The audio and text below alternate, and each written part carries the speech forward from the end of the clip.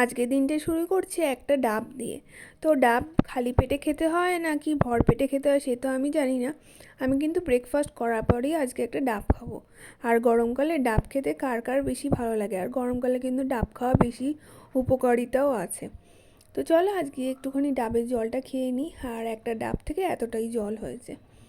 আর এখন আমি একটুখানি রিল্যাক্স করে একটু ডাবের জল খাবো, মন শান্তি করে খেয়ে নিলাম। এরপরে এখন আমি রান্না করছি। কি রান্না করছি চলো তোমাদের সাথে একবার শেয়ার করি। আর পিছনে যে গামছা দেখতে পাচ্ছ ওটা একটু ইগনোর করো। সাধারণ ঘরে, মধ্যবিত্ত ঘরে এইসব তো থেকেই থাকে। আর আজকে করেছি এঁচোড় চিংড়ি, গরমের প্রথম এঁচোড়।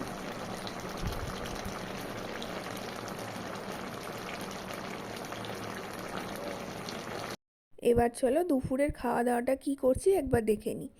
আজকে ভাত নিয়েছি, তার সাথে এঁচোড় চিংড়ি, একটুখানি কলমি শাক, আর সাথে লবণ লঙ্কা তো আমার পাতে থাকবেই।